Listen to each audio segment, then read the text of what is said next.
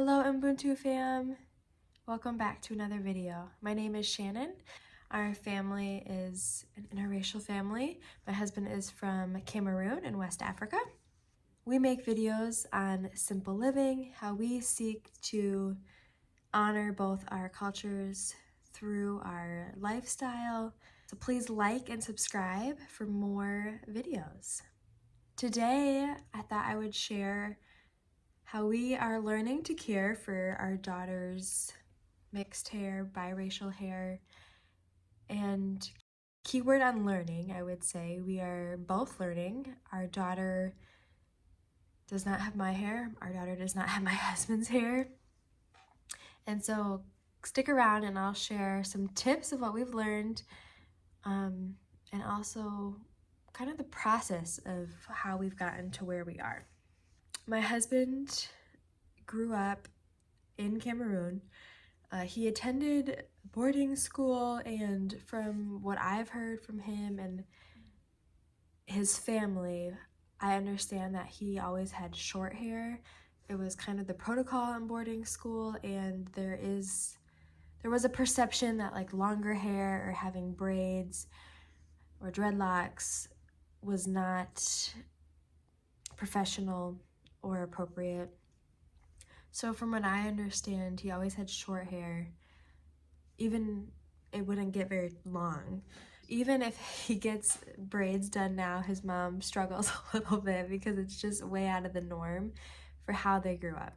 My husband Carlson would say this, but he's also been on a journey of learning to care for his longer hair and loving his longer hair, doing different hairstyles. He's done braids and twists and whatnot before. I have also learned from family that it is common, at least in my husband's family, for you to cut or shave your baby's head like around the time that they're 1. And I believe it's, from my understanding, it's like a kind of a fresh start. And so my sister-in-laws, they've all done this with their kids' hair, but when they reach like around the age of 1, they just shave it down, their hair, and then look for kind of like the healthier regrowth of hair that comes after that. Around the time that she was 18 months is when her hair started becoming longer and just requiring more care. Before that, it was short enough that adding some simple moisture to it during the day and just kind of brushing through it at her bath times was really easy. We made the mistake that when she was like 18 months, we switched her over to like using the shampoo that we use, which is like a Shea Moisture shampoo. It's not tear-free, and so it got into her eyes a few times, and it hurt obviously, and she cried, and so she became really afraid of baths. So that was our bad and our mistake. So she no longer uses that shampoo. We continue to use that shampoo. I'm all for using products that someone else already uses in the home. In this case, that did not work. This is the shampoo our daughter uses. Johnson's Curl Defying Shampoo, tear-free. This was the biggest thing I was looking for. So we first had to overcome her fear of baths, which worked a few times. Few times of doing baths with this shampoo instead of the other shampoo, and she was golden, and she looks forward to baths again. Now, brushing her hair while she's in the bath or when it's wet is what we have to do because she has tight curls, so we only fully brush it out when it is fully wet. And in the shower, what we'll do is we will shampoo her hair, conditioner. We use a lot of conditioner on her head, and I will kind of finger through it in the shower or use this like a wide tooth comb. And then when she gets out of the shower, what we've learned to do is we do put like a show on the TV for her, and then we kind of finish going through and picking and combing through any snags or things that remain after she's gotten out of the shower. So that way we can fully put our fingers through it and ensure that there's no tangles. After we're out of the shower or bath, there's two options. We could leave her hair as is, or we could put it in a protective hairstyle. And we do both. If we leave it as is, what we will do is we will oil it. We use shea butter or coconut oil. Shea butter you can get, I think, at any kind of like African market. We just get it straight from Cameroon. And coconut oil, my husband uses this in his hair. My husband uses both these products in his hair. And I cook with coconut oil. So they're both things that we already have in the home. And we will add moisture oil to her hair and then do some form of like leave-in conditioner or curl cream. And that's what we do if we leave her hair alone.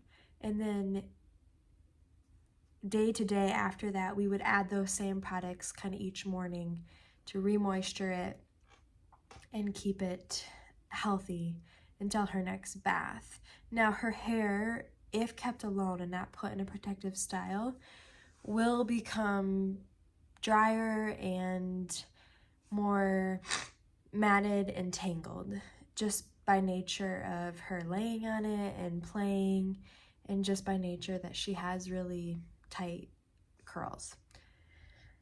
So the other option is protective hairstyles. And this has been a learning curve for me. I've been the one that has done them so far. My husband does great with giving her baths and brushing out her hair and adding product to it. Doing a protective style of hair after her bath, we'll add those same products. So we'll add either coconut oil or shea butter, some kind of curl cream or leave-in conditioner.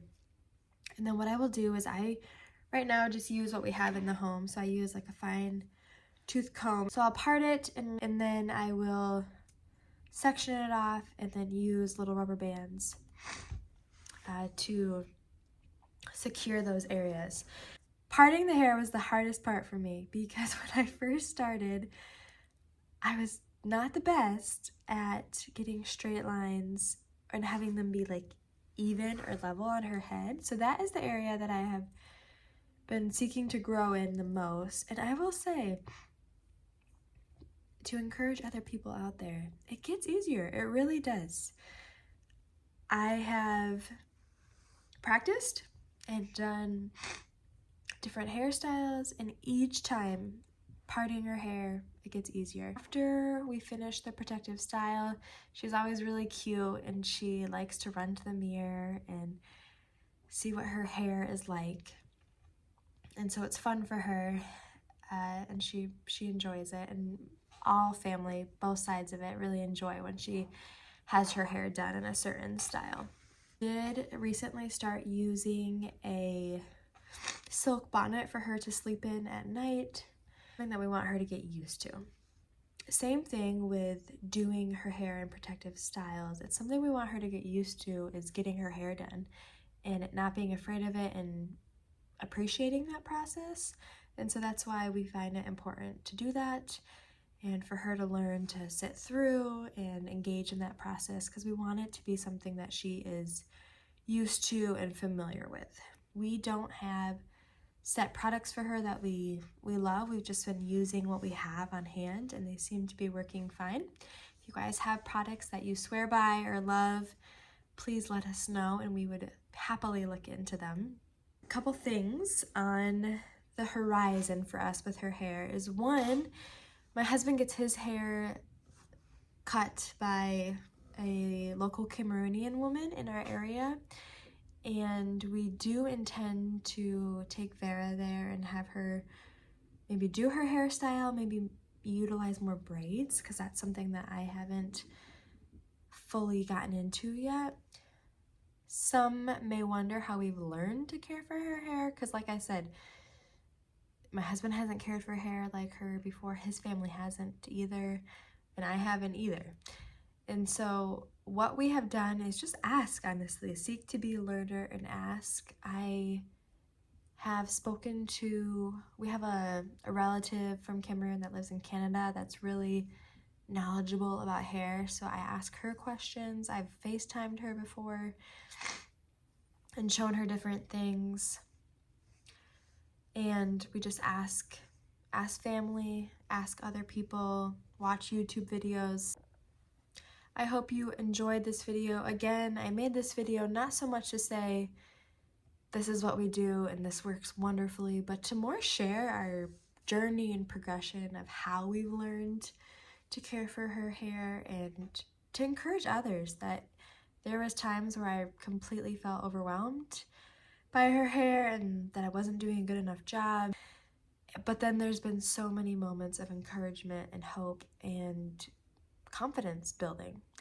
And so I share this more to kind of encourage others on this journey as well, knowing that this was our kind of progression and know that we're still learners.